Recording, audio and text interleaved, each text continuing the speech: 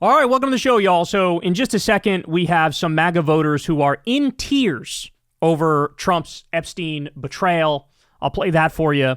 We also have pretty bad timing from the big fella because Trump is trying to defend the Catholic Church pedo ring with this insane law. So I'll break that down for you as well. Later on, we'll get into Trump admitting that he's bribing and coercing senators. We have Charlemagne giving us the real reason why Stephen Colbert was fired. We'll also get to Jon Stewart thinks The Daily Show might be coming to an end. Damn, that's kind of wild. And then also later on, we'll get to the DNC autopsy of the 2024 election. Ladies and gentlemen, it is officially a clusterfuck. It is a clusterfuck, so we'll talk about that too. You guys know the drill. Everybody please do me a big favor and subscribe to the channel. That helps out big time and costs you nothing at all. Remember, I've never had a conversation with an advertiser my whole time doing this show. If you'd like to support the show, you can on Patreon. That link is below, or you could tip with that thanks button on YouTube. You can also sign up for Crystal Kyle and Friends on Substack. That link is below as well. And go subscribe to Corin's World on YouTube channel where we post our Kyle and Corin podcast. So without any further ado, let's go ahead and dive into it. And let's start with this. Since this whole Epstein fiasco reignited, there's been 3 polls. And in those 3 polls, Donald Trump has picked up 2 or 3 points with the Republican base. So when he says, I could shoot somebody in the middle of Fifth Avenue and lose no votes, he means it. Like, they are locked down ski, bro. This is a cult and a half, homie. And so, since that's the case, it's kind of weird when you look online and you see some genuine anger online over how Trump has handled the Epstein files thing.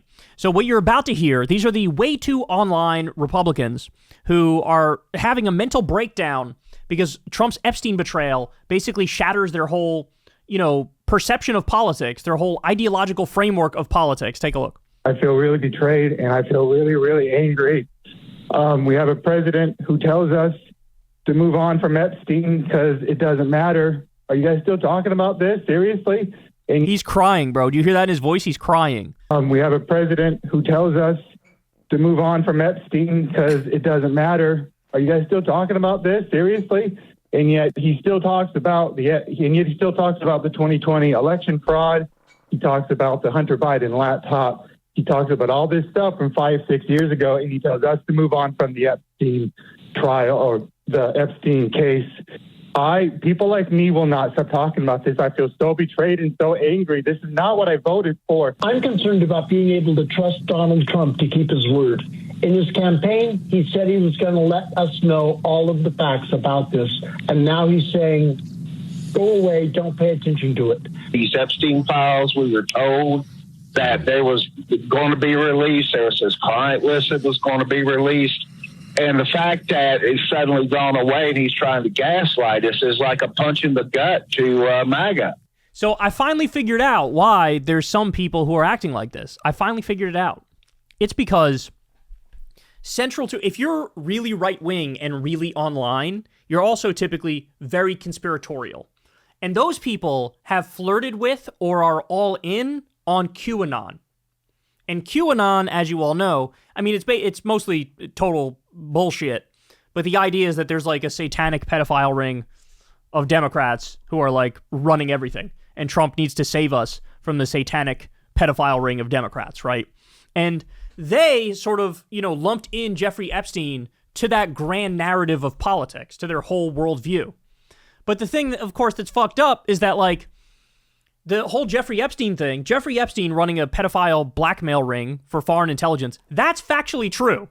What is not true is the idea that there's a Democratic-only satanic pedophile ring, full stop. So it's sort of like part of the QAnon canon, but it's kind of a weird one because the Jeffrey Epstein stuff is true, but it's just not really QAnon, but they link it into QAnon. So with Trump coming out, this is like Trump coming out and saying QAnon is bullshit. All that conspiracy stuff is bullshit.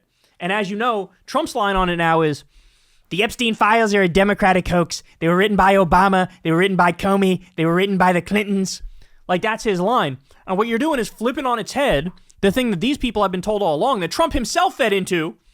Trump used to go out there and say, Why was Bill Clinton on his plane so many times? He said he was only on 4 times. He was actually on 27 times. Why did he say 4 when it was 27 times? So Trump himself built up this narrative, right? Trump himself really like fed into the QAnon shit. And then now he pulls the rug out from underneath him. Why? Because, as you all know, he's in the fucking Epstein files. If he releases the Epstein files, he's going to look guilty as fuck because he is guilty as fuck. That's why he's hiding it. He just had the FBI flag every time his name was mentioned in the Epstein files. Gee, I wonder what they're going to do with that information. Is he going to, hey, get all the times I'm in the Epstein files and then show everybody that? Like, no, he's going to fucking get rid of that shit for Everington, dog. I don't want anybody seeing any of that ever again. That's what he's going to do.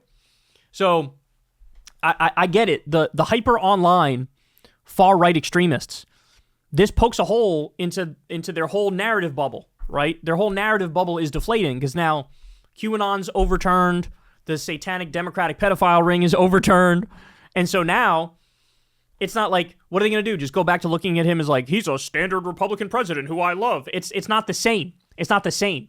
But what these people have going on, what they don't realize about other MAGA-based Republicans is they ain't even following this shit, dog. Your average MAGA-based Republican just like sees a clip twice a week of Trump like triggering the libs and they go, based. And then they keep supporting him, right?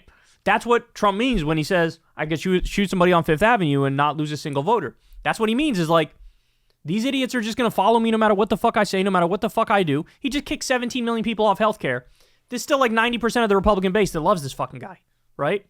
So, but you heard that first guy crying, man. That But as I told you, any semblance of a revolt, like it felt like for the first day or two, oh shit, they might actually revolt. The MAGA base might actually revolt. Within 2 days, they all landed on their own version of cope, right?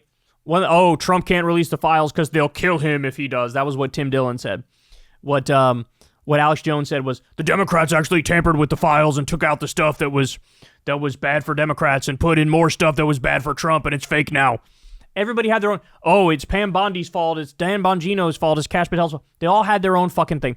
And even these people who you're listening to here, who feel betrayed by this Epstein shit, you go talk to them in a month, and you'll find out that some of these people found another fucking spin to land on.